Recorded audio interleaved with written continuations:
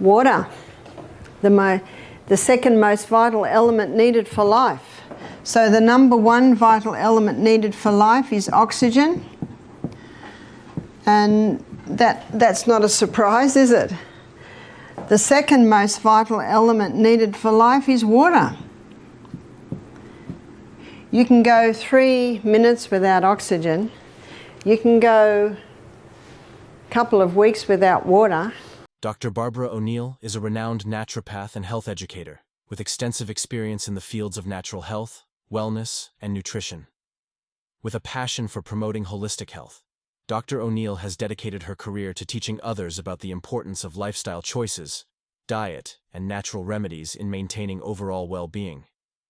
She has authored several books and conducted numerous seminars and workshops, where she shares her expertise on topics ranging from detoxification and disease prevention to the benefits of plant-based diets and the importance of mental and emotional health. Dr. O'Neill is highly regarded for her practical and accessible approach to health education, making complex concepts understandable and actionable for people seeking to improve their health naturally. I always thought it was 3 days without water until I read a book called The Long Walk about some people who were escaping the Siberian work camp, and they were in the desert and they went nearly 2 weeks without water. Wow. Water is the second most vital element needed for life. In fact, where there's no water, you don't usually get people living, do you? I always say to people, how much water do you drink? And these are some of the answers. I don't like water. If I drink water, my feet swell. If I drink water, I'm going to the bathroom all day. Those last two answers tell me that the water's not getting inside the cell. Barbara O'Neill delves into the critical role that water and essential minerals, particularly sodium and potassium, play in maintaining optimal health. She explains that sodium is vital for transporting water into the cells, a process crucial for cellular hydration and overall bodily functions. However, she warns against the common use of table salt, which primarily contains refined sodium chloride and lacks the additional minerals needed to balance its effects. This imbalance can be especially harmful when one's diet is low in fruits and vegetables, which are natural sources of potassium. The result is an unhealthy rise in sodium levels and a corresponding drop in potassium, a combination that can contribute to hypertension and other cardiovascular issues. O'Neill advocates for the use of Celtic salt as a superior alternative to table salt. Celtic salt, unlike its refined counterpart, is hand-harvested from seawater and retains 82 naturally occurring minerals in a balanced form. These minerals work synergistically to support various bodily functions, including maintaining proper electrolyte balance, supporting nerve function, and promoting cardiovascular health. By choosing Celtic salt over table salt, individuals can ensure they are not only getting sodium, but also a range of other essential minerals that contribute to overall well-being. This approach, coupled with a diet rich in fruits and vegetables, can help maintain healthy blood pressure levels and support long-term health. So how do we get the water inside the cell? We have to go to the third most vital element needed for life, and that is sodium. The fourth most vital element needed for life is potassium. So let's go back to sodium. In nature, we find the highest amount of sodium in seawater, and seawater contains 92 minerals. Of those 92 minerals, 30%, approximately 30% is sodium, and of those 92 minerals, approximately 50% is chloride.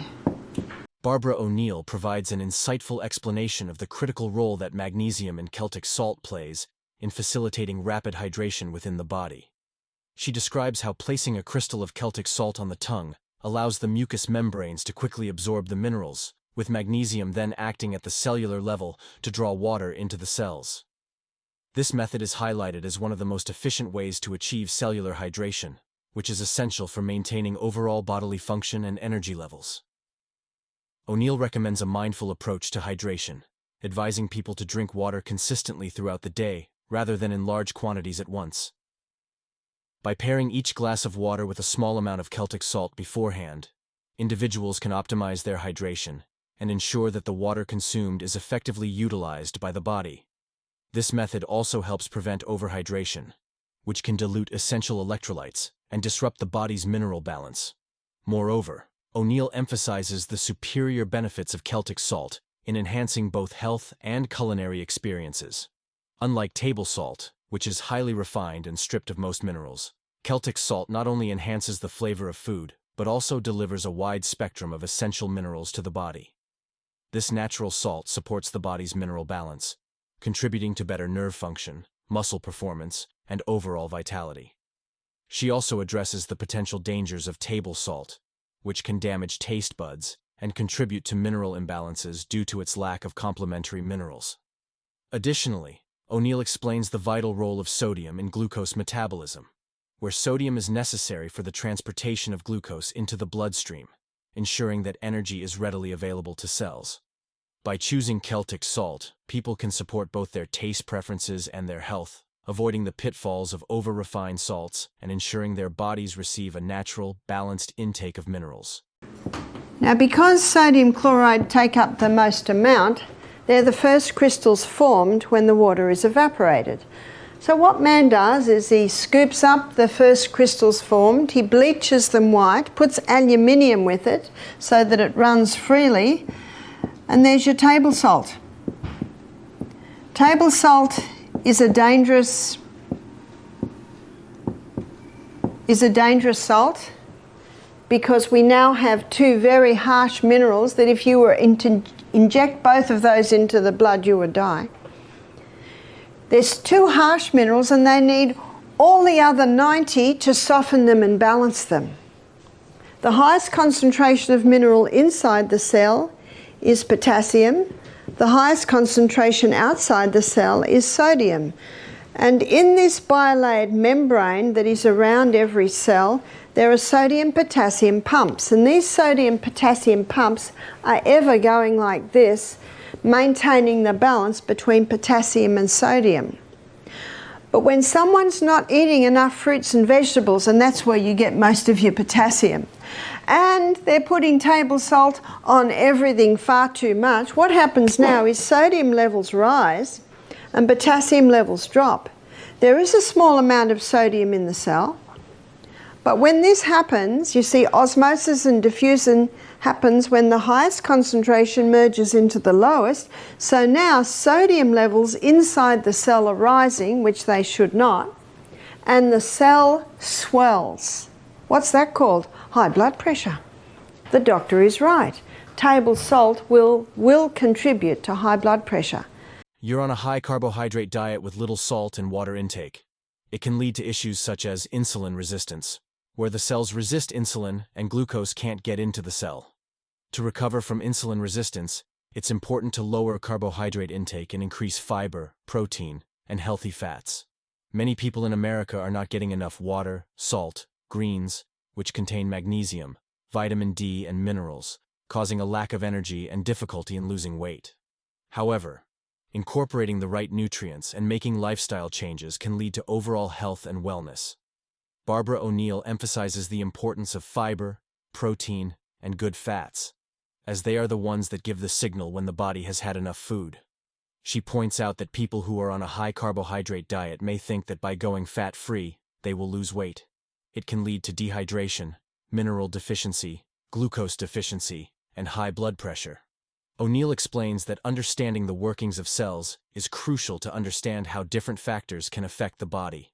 She recommends a book by an Iranian doctor named Dr. Batman Ghaliesi, called One of the Body's Many Cries for Water, which highlights the significant impact hydration has on our health. O'Neill provides an assessment of how much water our body needs, and how much we typically lose through urination, skin, colon, and lungs. There's a French doctor named Dr. Lelangre, and he's written a whole book on salt. He said, when people come to me with high blood pressure, I put them on Celtic salt. Why does he put them on Celtic salt? Because Celtic salt contains 82 minerals. It's a hand-harvested sea salt.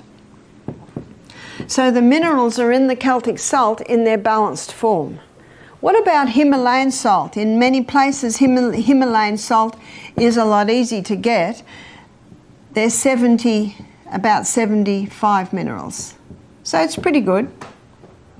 But I prefer the Celtic salt. And one reason is that the Celtic salt has 3 magnesiums. It contains magnesium chloride and magnesium bromide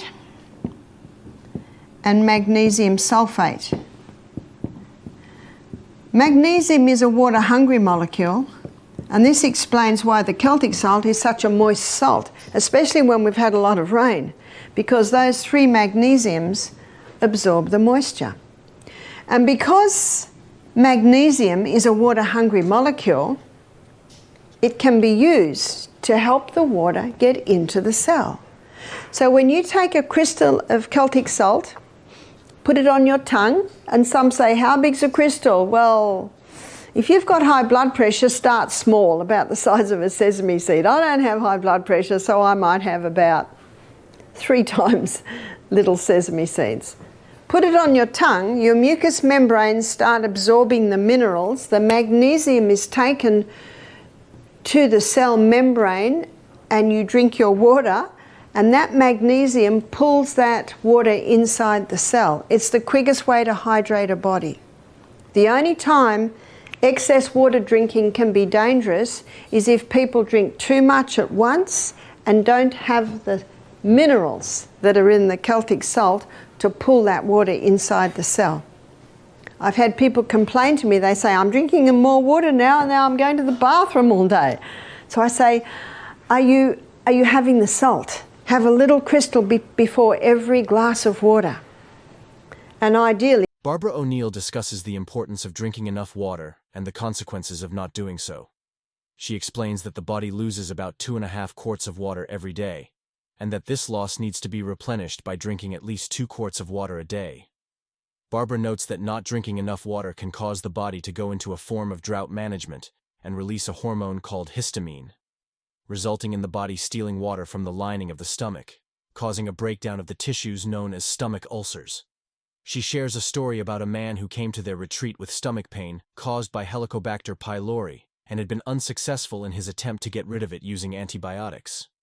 After 4 months on her program, including her herbal remedies, juices, and slippery elm herb, he was able to alleviate his stomach issues. We should be having approximately 8 glasses of water a day. And then I say to them, and don't drink a whole glass at once. I think I mentioned earlier, I drink half a glass as soon as I get up. I go to the bathroom, I drink another half glass. Then I get dressed and have another half glass. But when I start every glass, I have that little bit of salt. So you spread the water over the day. And many people have said to me, thank you so much, that has made a big difference. See, huge water in, it's not long before huge water has to come out. It's like watering a plant. And look how God sends the rain, little by little by little. And when there's a tornado, when there's a torrential downpour, that's when the soil gets washed away and flooding can happen. So remember that with your body. Take it little by little by little by little. It is the best way to take it. Barbara O'Neill shares an anecdote about a man who had stomach problems for 25 years, but found relief by drinking water at the right time, which allowed his body to heal itself. The man had mistakenly been drinking almost a whole liter of water with every meal, diluting his hydrochloric acid and thus allowing opportunistic bacteria, specifically Helicobacter pylori, to thrive, leading to tissue breakdown. By drinking water only between meals and stopping half an hour before eating, his mucosa wall was able to strengthen, and the thicker hydrochloric acid was able to wipe out the harmful bacteria. O'Neill notes that increasing hydrochloric acid can help eliminate bacterial growth in the gut, and questions the motive and interests behind medical research and pharmaceutical companies.